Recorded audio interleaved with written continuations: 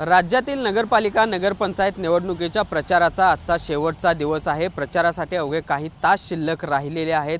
कोल्हापूर जिल्ह्यात देखील 13 नगरपालिका आणि नगरपंचायतींसाठी उद्या मतदानाची प्रक्रिया पार पडणार आहे। आज शेवटच्या दिवशी कोल्हापूर जिल्ह्यामध्ये कशा पद्धतीने नेमकं उमेदवारांनी प्रचाराची रणनीती वापरली, कशा पद्धतीने जोडण्या लावल्या हेच आपण या व्हिडिओच्या माध्यमातून पाहणार आहोत। नमस्कार, मी भूषण पाटील आणि तुम्ही पाहताय TV9 वेब एक्सप्लेनर।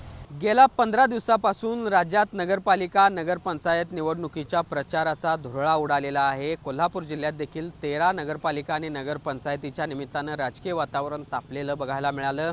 सामान्यतः कोणतीही निवडणूक असेल तर मतदानाच्या अगोदर एक दिवस प्रचार हा थांबवला जातो, मात्र यावेळेस विशेषतः अपक्ष उमेदवारांना प्रचारासाठी कमी कालावधी मिळाल्याचं कारण देत निवडणूक आयोगानं या प्रचाराची मुदत आहे ती वाढवली आणि त्यामुळे अगदी मतदानाच्या अगोदर काही तासापर्यंत उमेदवार आणि नेत्यांना प्रचार आहे तो करता येणार आहे। आणि त्यामुळे आज देखील कोल्हापूरमध्ये 13 नगरपालिका आणि नगरपंचायतीच्या ठिकाणी प्रचार सभा, प्रचार रॅली अशा पद्धतीचं वातावरण आहे ते बघायला मिळालं।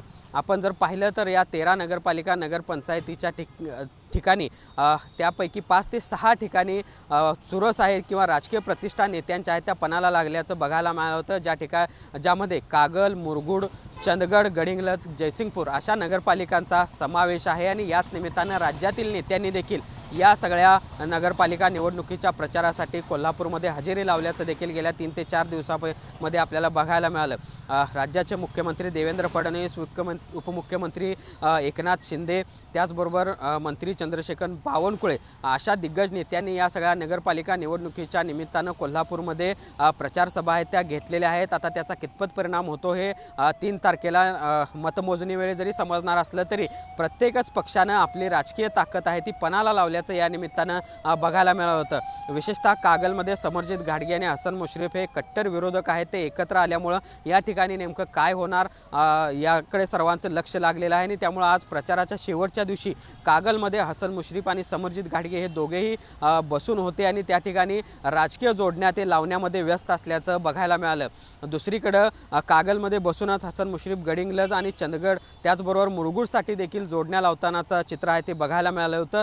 कागलनंतर आणखीन एक हाय व्होल्टेज लढत होते ती मुरगुडमध्ये, ज्या ठिकाणी मंत्री हसन मुश्रीफ त्याचबरोबर माजी खासदार संजय मंडलिक यांची देखील प्रतिष्ठा पणाला लागलेली आहे। आणि त्यामुळं दोघांनीही आपापल्या पद्धतीनं जोडण्या लावलेल्या आहेत। आजही त्या ठिकाणी कोणतीही प्रचार सभा किंवा रॅली झाली नसली तरी दोन्हीही नेते मात्र आपापल्या पद्धतीनं या ठिकाणी प्रचारामध्ये व्यस्त असल्याचं बघायला मिळालं होतं। चंदगडमध्ये विशेषतः दोन्ही राष्ट्रवादी एकत्र येऊन त्या ठिकाणी निवडणूक लढवत असल्यामुळे राज्याचं लक्ष या चंदगडच्या निवडणुकीकडे किंवा चंदगड नगरपालिकेच्या निवडणुकीकडे लागलेलं होतं। याच ठिकाणी काल राज्याचे मुख्यमंत्री देवेंद्र फडणवीस यांनी भाजपच्या उमेदवारांच्या प्रचारार्थ सभा देखील घेतली आणि त्या ठिकाणी त्यांनी काही आश्वासनांची खैरात देखील केली। आता या आश्वासनांचा कितपत परिणाम मतदारांवर होतो हे देखील पाहणं महत्त्वाचं असणार आहे। मात्र त्या ठिकाणी दोन्ही राष्ट्रवादी विरुद्ध भाजप अशा पद्धतीची एक लढत बघायला मिळते। दुसरीकडे जयसिंगपूरमध्ये आमदार राजेंद्र पाटील यड्रावकर यांची देखील प्रतिष्ठा पणाला लागली असं म्हणावं लागेल, कारण राजेंद्र पाटील यड्रावकर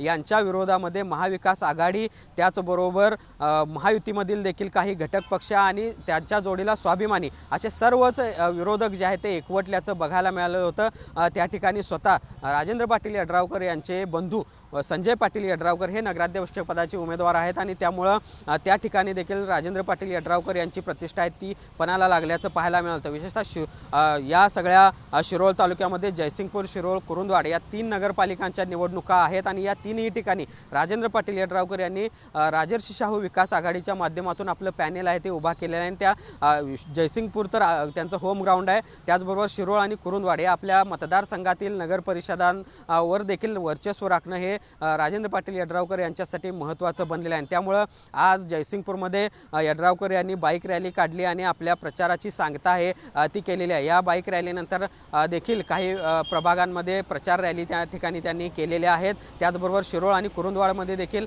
आज ते काही वेळानंतर सभा देखील घेणार आहेत। मात्र एकूणच आपण बघतोय ज्या पद्धतीनं या सगळ्या प्रचार काळामध्ये कमी वेळ मिळालेला होता। 26 तारखेला खरं तर चिन्ह वाटप झालं आणि विशेषतः अपक्ष उमेदवारांना 3 ते 4 दिवस अक्षरशः या सगळ्या प्रचारासाठी मिळालेले होते आणि त्यानंतर निवडणूक आयोगाने ही सगळी प्रचाराची मुदत वाढवून दिली आणि या वाढवून दिलेल्या एका दिवसाचा पुरेपूर उपयोग करून घेण्याचा प्रयत्न सर्वच राजकीय पक्षांनी आणि नेत्यांनी केल्याचं दिसते आणि म्हणूनच सगळेच महत्त्वाचे नेते ज्यामध्ये खासदार धनंजय महाडिक असतील, ते सतेज पाटील असतील, हसन मुश्रीफ असतील, तिकडे जनस्वराज्याचे आमदार विनय कोरे असतील, हे सगळेच नेते आहेत ते आज शेवटच्या क्षणी जोडण्या लावण्यामध्ये व्यस्त असल्याचं बघायला मिळालं.